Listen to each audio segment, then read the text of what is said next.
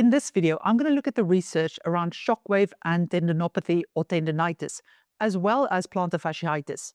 I wanted to look at whether the research showing that it's effective, what type of shockwave is most effective, what stage or type of tendinopathy or plantar fasciitis it works best for, also what the possible side effects might be, and then what other things you should keep in mind and do alongside your shockwave therapy to guarantee the best results. Now, if you're wondering why I'm lumping tendinopathy with plantar fasciitis, it's because the injury mechanism is very similar. Your plantar fascia isn't a tendon, but it is made up mainly of collagen fibers. And the injury process, what actually happens inside the plantar fascia, is very similar to what happens in an ongoing tendonitis or tendinopathy. For those of you who don't know me, my name is Maryke. I'm one of the physiotherapists from sportsinjuryphysio.com, where you can get online physiotherapy assessment as well as treatment of any type of sports injury, all done via video call. But the thing that we specialize in is actually tendon injuries. And I realize it sounds weird because how can you assess or treat somebody if you're not in the same room as them? That's the question we get asked most often. But actually, for tendon injuries, it works really well. And we discuss that in detail on our website. So have a look in the description. I'll put a link to the website there if you're interested in this. There are three types of shockwave devices currently being used. The first is radial shockwave, which is the most common machine you find in most clinics. And this one doesn't penetrate that deep. It goes about 3.5 centimeters and spreads over a larger area. Then you have focused shockwave, which goes deeper, up to 12 centimeters, depending on the settings and the device and the research you read. And it's very focused over a small area. And then you have one that's kind of in the middle, soft focused shockwave, which penetrates a bit deeper than your radial and over a bit of a larger area than the focused one. So not quite as deep as the focused shockwave. You may also see studies refer to extracorporeal shockwave, which I can't pronounce. But that term just means it's kind of an umbrella term for all of the shockwave type of devices. And it just means that they used a device that used sound waves delivered via the skin to try and influence tissue healing. How does shockwave actually work? Well, scientists aren't 100% sure yet, but there are three theories currently that all have a bit of evidence supporting them. The first is that the shockwave triggers a cell response in the tendon tissue or the plantar fascia that's been injured for a while. And that then causes it to create more of the things it needs for healing. So it produces more collagen fibers and helps with the restructuring and remodeling of them. Because if you think about especially chronic tendonitis or tendinopathy, as well as plantar fasciitis, there is a period initially where it goes through a normal healing response, but often that then fails for some reason. And then it goes into disrepair. And with the shockwave, the thinking is that it can stimulate the cells to just actually restart the healing process.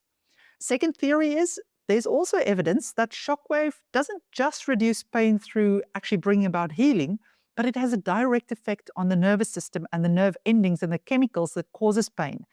And it can actually dial down your pain system. It's quite common in these long, dragged out injuries that the pain system gets dialed up and becomes hypersensitive.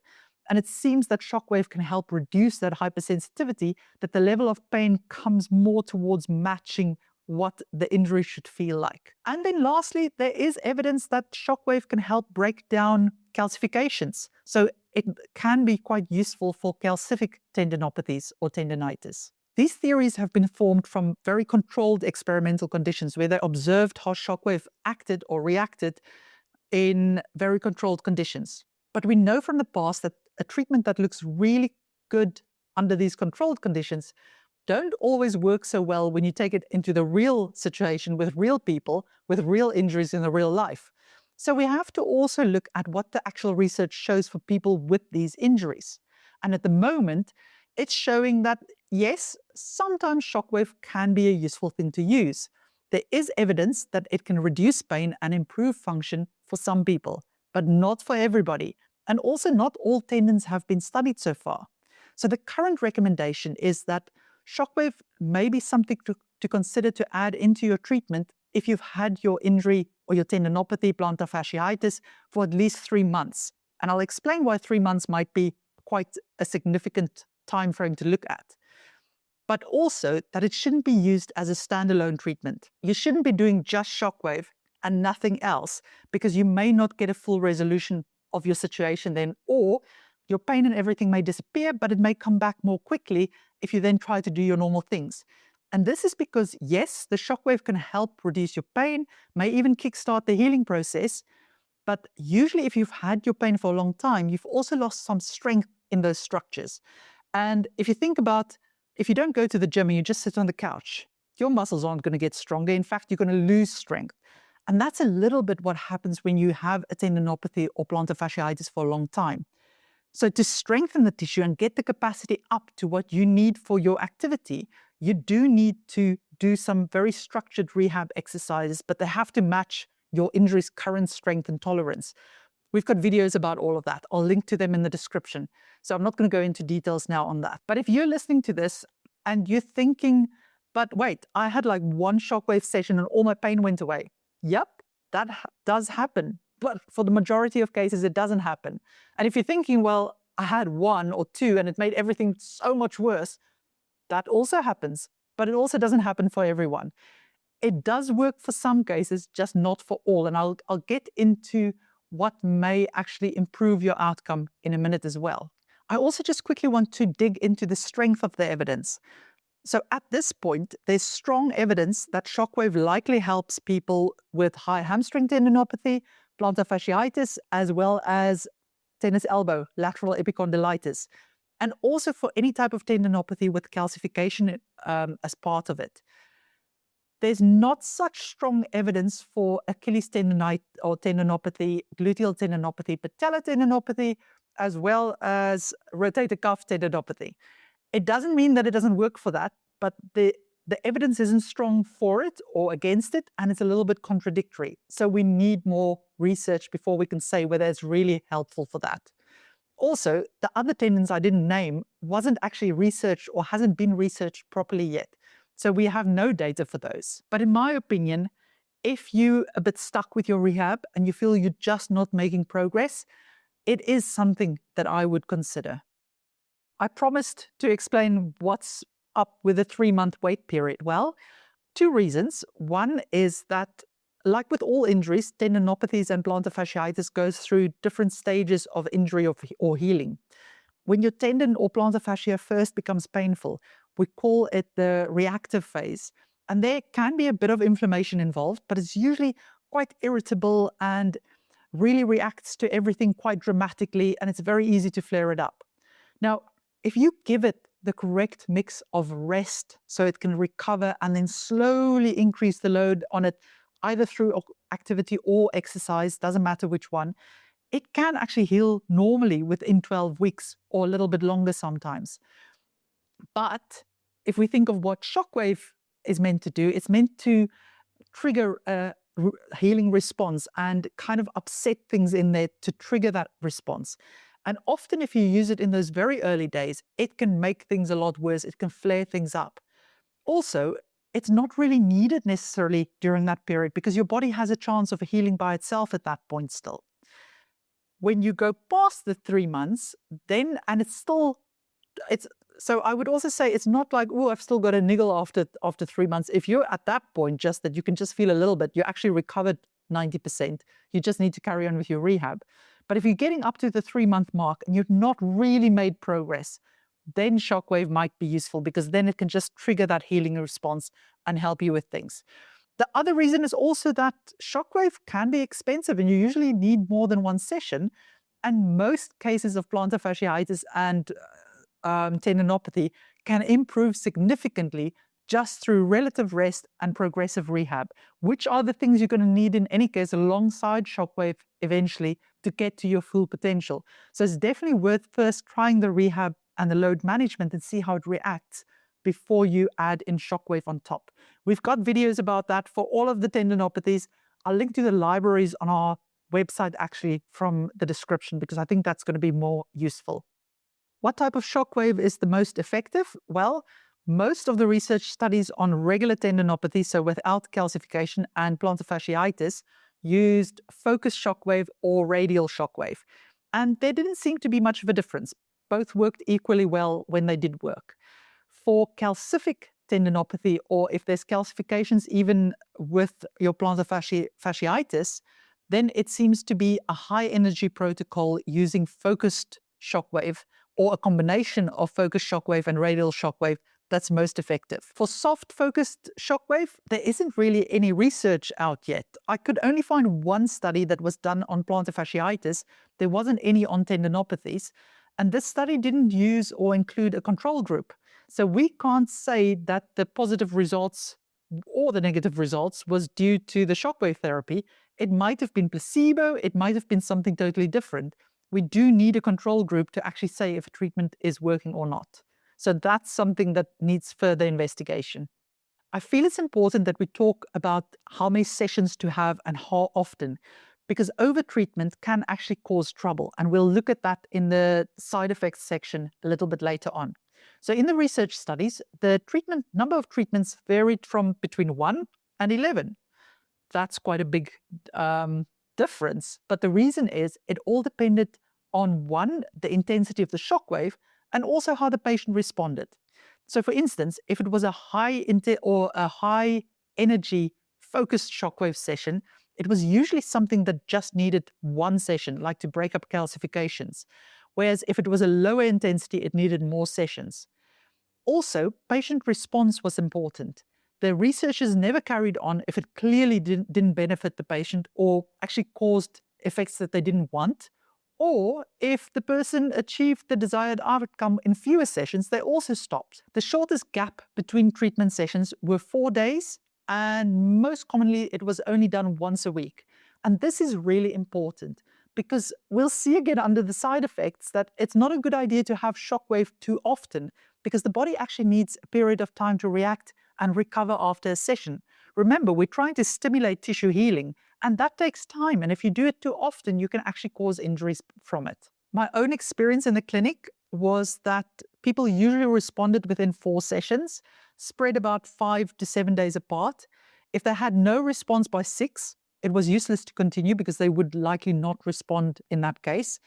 And I also found that if somebody improved significantly, and even if it wasn't the 4th session, I would pause the shockwave for a little bit just to see, because often they would continue to improve without the shockwave, which then means the healing process has been stimulated enough, and I would focus on rehab instead. But that was just my approach. Your physio may have a different experience, and it probably also depends on the type of machine you use and the situation and the person in front of you. On the whole, shockwave is a relatively safe therapy to use as long as you're sensible with it. And none of the research studies that I mentioned earlier had any serious side effects to report. It was all down to transient increases in pain, as well as a bit of swelling or bruising, and this usually settled within 24 to 48 hours. In my experience, it's really common to experience a bit of a painful flare-up after you've had shockwave, and it usually lasts about 2 days. If it's really uncomfortable, using ice or medication like paracetamol can be useful.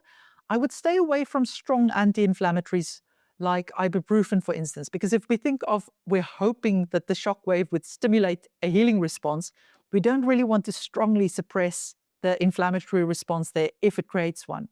The only exception is if you have a significant flare-up and it really creates a massive overreaction with the inflammatory response, then I would likely speak to your doctor for some stronger pain medication or anti-inflammatories. I often see people ask in the comments if shockwave can do permanent damage.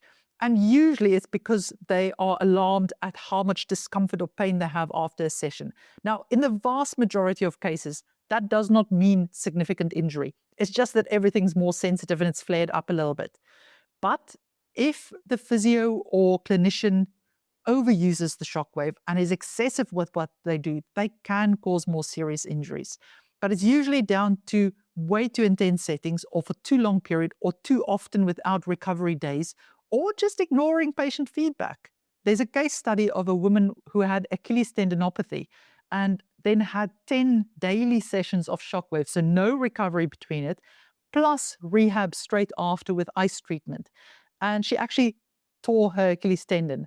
But this is obviously against guidelines. This is not how it's meant to be used. I also once had a patient who had developed permanent nerve damage in her glutes because a physio had overused Shockwave on her. But that was 21 sessions, and she had already started reporting the nerve symptoms after something like 10 sessions, and he still carried on. So again, that could clearly have been avoided. But there are some reports of nerve injury that happened after only a few sessions of tennis elbow treatment. And the problem here is that the nerve is quite close to where the issue is when you have tennis elbow. So that is something that can get injured more easily.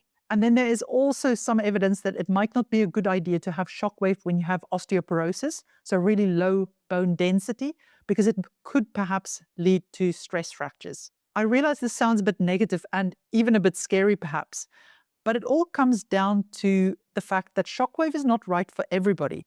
And the person who's administering it should take into account your whole history. So do you have osteoporosis? Any other conditions that might be contraindications? And should use it in a sensible way. And then the chances of getting bad side effects are really minimal. The last thing I want to touch on is that it's important that you think what else you're doing alongside the Shockwave. Because sometimes the Shockwave can be great, but something else you're doing is actually causing your symptoms to remain irritated, and then the two kind of work against each other. So in quite a few of the research studies I reviewed, the whole aim of the research was to check if you add Shockwave to exercise-based treatment for either high hamstring tendinopathy or gluteal tendinopathy, can you improve the outcomes? But then if you look at the rehab exercises they used, it included things that we know irritates both of those types of tendinopathies, lots of stretching in those plans. So my question is, well, did you get bad results in your study because you made them stretch? So it undid all the good that the Shockwave did, and would the study results have looked a lot better if the people just had a better rehab plan? So my advice here is to really think about what else you're doing and making sure that you've got the basics right before you add the Shockwave in. For our patients, we tend to advise that they take things easy for the first 2 days after Shockwave, and then they can start ease back into their rehab exercises. Now, often, if you've been doing heavy load exercises for the tendon, you wouldn't start with heavy load on the first day back that you start your exercises. We usually tell them to do a little bit lower load, and if it reacts okay to that, we'll get them back to their higher load stuff. So it all depends on the person. It all depends on what they've been doing to that point. And the main thing is every case is different.